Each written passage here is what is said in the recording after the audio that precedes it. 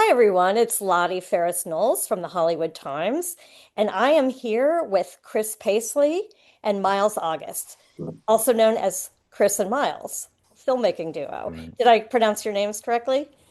Yep. Yes. Yeah. Excellent.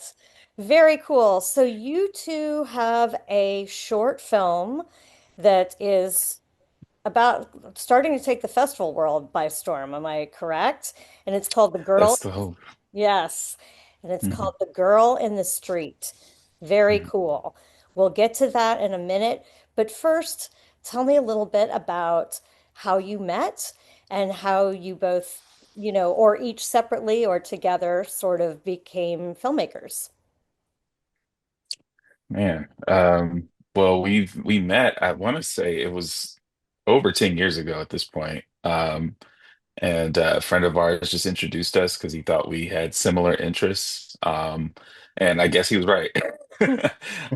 We spent a lot of time like talking about movies. Every time we like would cross paths, we would just start talking about the latest movie each of us saw, and that kind of evolved into us doing like a couple of podcasts with a friend of ours. And really just the more and more we talked about films, the more interested we became in like making them ourselves. And separately, we have both done a little bit of like video production type of stuff, and we're like, man, I feel like we could do this, And so we just started making films ourselves, and it just grew, kind of blossomed into us meeting more and more people who did what we did.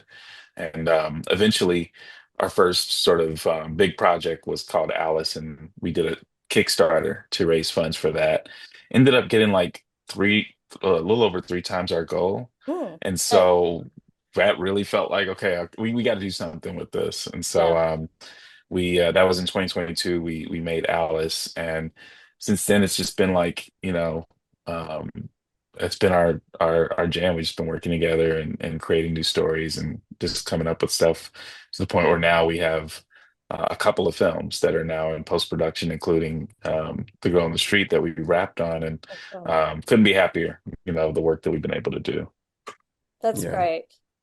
Yeah, Miles, do you want to add anything before I ask my Yeah, follow-up? no, that's kind of the story. Like it's funny because like you said, we every time we like would get together, it was mostly conversations about films. Mhm. And neither one of us were like filmmakers necessarily. We didn't go to school for it at all. We just kind Yeah. of watch a ton of movies.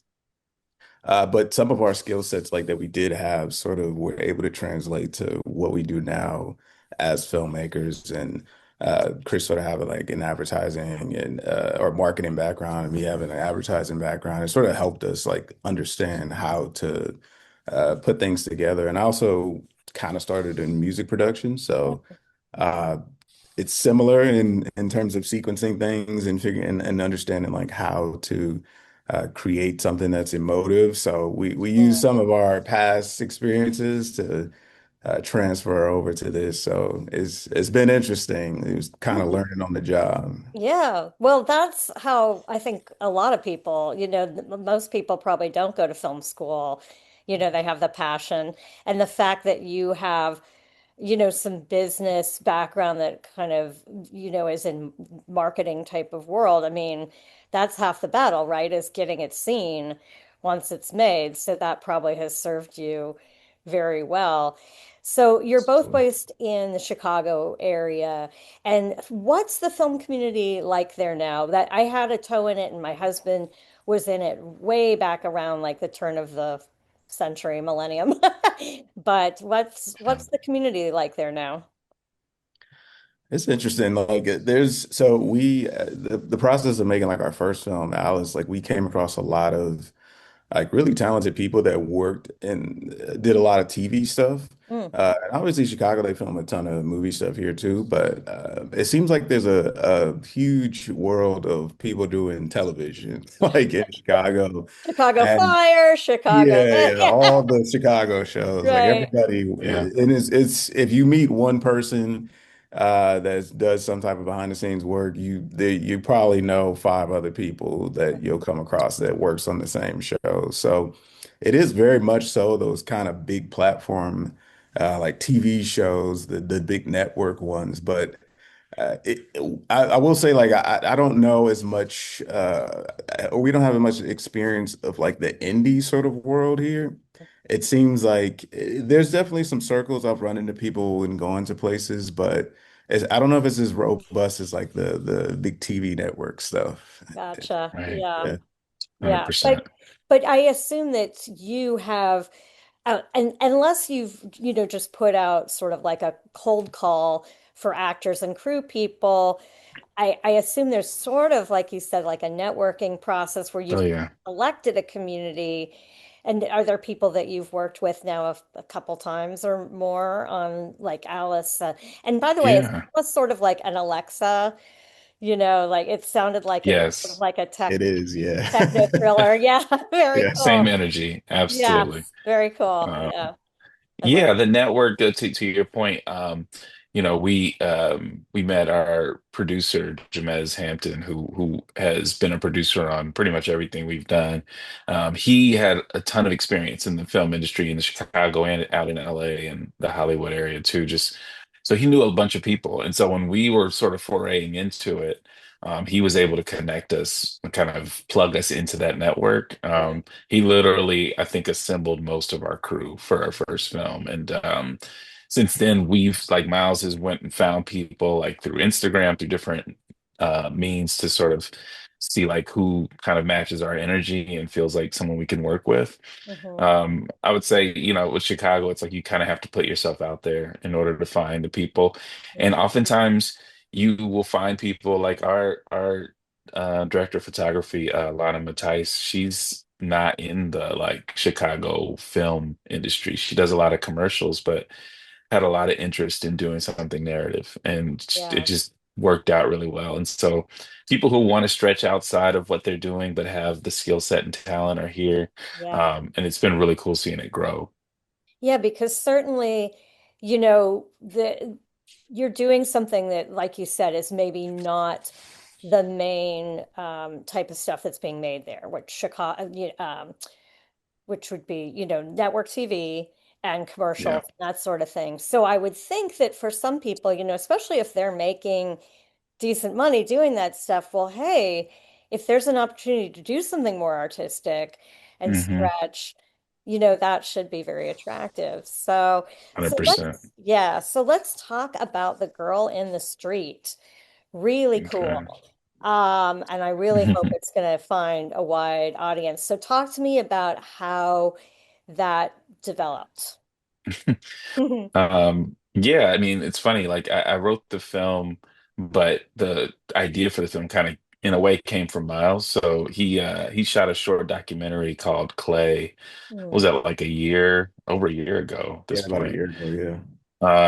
And it was about a man named David Nez who makes masks. mm, And the documentary was really cool, but through that process, David told Miles that, he'd love to make a mask for us. mm. And I started thinking about like, what could I rewrite that involves a mask? Well, that's And cool. that kind of birthed the idea for the film. And over time, we kind of went back and forth, and I had different ideas. And Miles just really encouraged me to, put pen to paper and write a script for it. And so we wrote a script while we were actually at South by Southwest in 2024.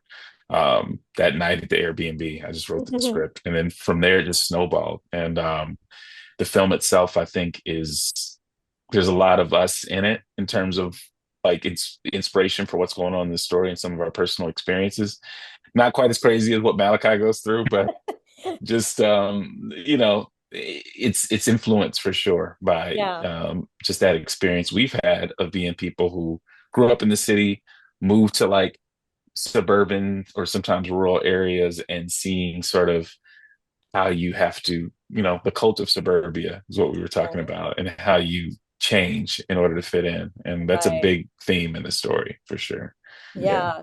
Yeah, if you want to tell the viewers that have not seen the short yet without any big spoilers, uh, just Miles, maybe you want to outline sort of the plot a little bit about Malachi's journey. Yeah, oh, that's tricky. Okay, I don't want to say anything like so, so yeah, it is essentially that of like someone uh, getting an opportunity to basically go, try something new, go to a new job. And in that process, he's leaving someone behind, which is his sister, who she kind of needs her own like special, she's sick. So it is sort of a tough sort of decision to leave somebody behind, but he does. And in that, he is basically misplaced in a location that is not where he came from. Yeah. It is sort of that transition from like a city life to a very rural, suburban, like, or in the middle of nowhere Mhm. life. And in that, he kind of just encounters, I don't want to say too much, but he Yeah. encounters something interesting when he gets Yeah. there. The job is not what it seems. The people are not what they seem. And there's Uh, and also, yeah.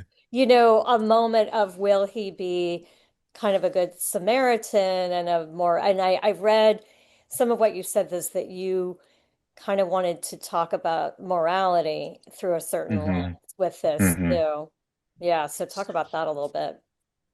Yeah, absolutely. It's sort of it's definitely a test of morality in this story, right? Malachi arrives his new home. He's already racked with guilt over his choice to leave his sister behind.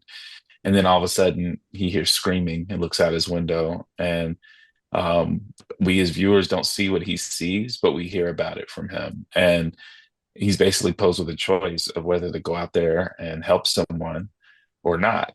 And, you know, I think many people see this film and maybe go back and forth about what choice he should have made and when, but it's really important to think about the choice he makes right at the start of the story to Hmm. leave his sister behind. I think Yeah. that's the most important choice he makes. Um, but the girl in the street is kind of this central figure, and Malachi's choice on whether to how to deal with this woman outside of his house. Yeah. Um, yeah. Yeah, it's very cool. And a lot of us could find ourselves maybe not in the as extreme, but certainly either have found ourselves or might find ourselves in a similar situation. So it's easy to kind of project into, Malachi's mind at that moment of, Mhm. what to do, especially when you're in a place that is so unfamiliar and you're not grounded, right? Yeah. Yeah. So yeah, I don't want to say anymore because I want people to see it and experience it, but I think that gives Yeah. people a good taste. So here's something I'm excited about because I'm a huge horror fan. How hmm did you get Heather Langenkamp? Who, for our viewers who may not be horror nerds like myself, she was Nancy, the lead in Nightmare on Elm Street, the original Wes Craven movie, and Yeah. she came back Yeah. in New Nightmare, and she's had and of course in Dream Warriors too. So let's Yep. Yes. yeah, and she pops up Classic Dream Warriors. periodically in projects. But how did you decide you wanted to go after her, and how did you approach her? Yeah, I was No, gonna go say ahead. we, I was gonna say it's funny, like we, with us, like we are not really well connected whatsoever in the film industry. Like Mhm. we just take really big shots. I feel like, Right. um, yeah, there is a certain level of delusion I feel like we have where we are like, I wonder if we could get this person. It's like, yeah, let's just try to reach out to them. And it sometimes it's as simple as that, as us being like sort of childlike in our imagination of just assuming that we can and with the internet it makes them more accessible. So it feels like these people are more tangible than maybe they ever were. But it is a Yeah. level of that of us just dreaming way too big and Never too and big. getting a little bit lucky. Yeah. Yeah, never too big. And that's the thing, though, is that sometimes it's better to not know what you don't know, right? Because, Yeah. when you're in the Hollywood system, maybe you think, oh, well, I have to go through this person or that person, but oh, th this does happen, right? Where sometimes you reach out and you hit. So what Yeah. did you end up talking to a rep of hers, or did you talk to her directly? How did the conversation kind of evolve? Yeah. We were sort of talking through like we wanted to try to get a known person in the horror genre to be the voice Mhm, on the other end of that phone. mhm, And I thought it'd be cool to get Heather because to me, one of the most iconic scenes in the Nightmare on Elm Street is her on the phone when the phone turns into like Freddy's mouth. And Hmm. I was like, man, it'd be cool if she was like the sinister voice on the other end of the phone, you Yes. know? And Uh-huh. so I just looked up, I was like, let me see if I can find her, at least her agent's information. Mhm. And I was able to find her agent's information. I reached out and he was super cool. His name's Chris Rowe, and he was just super cool. And he Thanks, was like Chris. asking for the sides for the script and everything. He's like, yeah, I'll show it to her, see what we can do. And I think it was like within the next day, they Uh, reached out and was like super excited to be a part of it. And so Miles and I flew out to Burbank, got to meet her, took some pictures with her, which was super cool. And Miles actually shot some behind the scenes of her recording that Yeah. dialogue, which is I that is think gonna be so fun cool. to yeah to By, put out there. by the way, I It's am sitting in my Burbank living room at this very moment. So shout out to nice. Burbank. It's in your neck Yes. of the woods, yeah. That's right. Yeah. Yeah, that's so cool. And that's the thing too, is a voiceover is even an easier ask for folks. In the Mhm. indie horror film I made, we wanted a similar kind of cameo, and we ended up getting PJ Souls from the original Halloween and Carrie. Nice, And nice. I think especially, for women of a certain age, like there may be more kind of like, okay, if I'm going to be on camera, what's it going to look like? What's my makeup person? But voice Yeah, is, a little easier. yeah, So good for you. I'm so excited that yeah. you got her. So, question before I get into sort of the upcoming journey. Hmm. Are you feeling like you have told the story in exactly the way you want to in the short format, or is this in any way a proof of concept where you would be interested if the stars align to Hmm. turn it into a feature? Yeah. Yeah, I feel like we always have this conversation about almost everything, right. Yeah. right? Yeah. We have a tendency, our general sort of, I guess what we gravitate to is the feature length. Like our pacing is probably more in line with like a feature length story. Mm, So when we are writing something, we're always writing way more than what's actually in the film. Like there's so many conversations we have about these characters where I'd say there's 100% more to tell in this story, yeah. to where I wish we had more time to tell it. It's definitely a proof of concept for something. Like Mm, we've had many conversations, including with like the actors of like what Yeah. potentially happened before this, what happened after it, and how, the story kind of develops past what we even see. So right. And there's a Hmm. lot of iconic horror films, especially in recent years, that started as a short, did a Yeah. festival circuit, got interest. But I agree. I mean, the style of the film is really gorgeous too. Mm. It looks Thank you. fantastic. thank Where did you you. shoot it? So we shot it in a small town called Oregon, Illinois. Okay. Um, so our DP has family there, and so we were kind of kicking around like somewhere like a smaller town, and she immediately like was like, "Yeah, well, let's go see Oregon." And so we went out there, and it was ended up being perfect. It was actually a little different from how I envisioned it when I wrote the script, Hmm. but I think it ended up working even better as far as Malachi feeling really out of place. Yeah. And we went out there. Yeah, we shot for 4 days. And every location you see in the film is somewhere in Oregon. So like even the apartment at the beginning, Mm. our production designer was incredible. He was able to sort of repurpose this little farmhouse kitchen to look more like a city apartment. And yeah, it was great. It was a challenging shoot in some ways, but it was also really cool. And the people of Oregon were super cool. A lot of them came out to be extras in a Oh, specific scene in the film that we yeah. won't talk about, but they were great. It was a great place to shoot. That's fabulous. Yeah, a lot of times when you get outside of Hollywood or even a big city like Chicago where people are a little more jaded from filming going on, not Hmm. people are kind of willing to, roll out the red carpet a little bit or get involved, offer things that, in Chicago or LA, you're paying a lot of money and people are a little more salty. So that's kind of, 100%. that's great that you did it. But yes, it Yeah. looks incredible. Great film. I really hope that you will be discovered by, let's say, a financier or studio. Hello, Blumhouse, anybody? Or That would be Monkey nice. Paw, Jordan Yes. Peele, come on. So talk up to me a little bit about, do you know where you, or have you premiered, or do you know where you're going to premiere yet? Or is that sort of the process that's about to begin? We're in the very beginning stages. There's we've submitted to some festivals, got some I've gotten some responses from folks from those festivals. Who knows what that ends up meaning, you know. Right. Hopefully it means we'll get a selection. But we are looking at several festivals that we're kind of putting our name in the hat for. We're pretty confident that we're gonna pop up somewhere, and we're gonna be really excited to share the first one that we get selected to, because we really want people to see this film. Yeah, I do too. Yeah. Yeah. Yeah.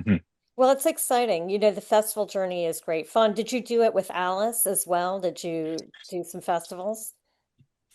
Yeah, We did, yeah. we submitted to a lot of stuff, and we actually got selected by quite a few, and we won some awards. There weren't any Big ones. big like festivals that we got in with that one, and we kind of expected that. Like it was our first film. It felt like a student film for us, like our first sort of soiree into like even attempting to do this. Yeah, So we did win some stuff though. So it that's was cool. yeah, it was cool to kind of Yeah. get that experience. But we didn't attend any of the festivals. But I think once we went to South by Southwest last year, we Hmm. were like, okay, I think I need to be here. That is a Yeah. cool It's very festival. cool. Yeah, Very Super cool cool. festival. Yeah. yeah, yeah, Yeah, one of my favorites, honestly. Yeah.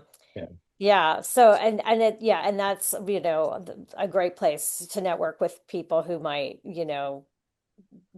be able to connect you with those people to, to Yeah. finance the next level. So, yeah, well, I am rooting for you all. I am going to do whatever my part is to try to, get the word out. And Thank hopefully you. this article is a starting place. I saw that you also were interviewed by Fangoria and some other Yeah. outlets. And so that's great, because one thing that's so fabulous about the horror world is that community of fans.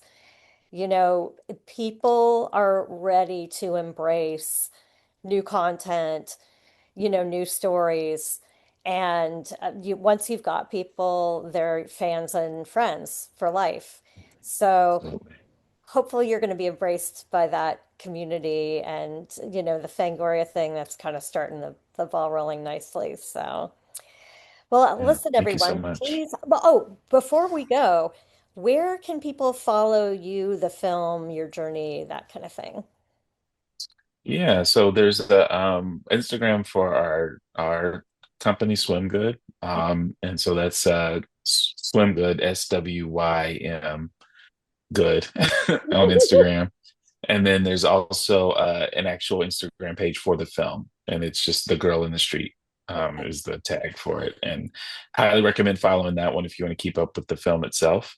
And then you can find links to Miles and I's Instagram on the swim. But I don't want to name like 17 different Instagram Right. accounts, but No, yeah. I think that the yeah, production company and the film, that's a good place to well, start. yeah, we'll leave it at that.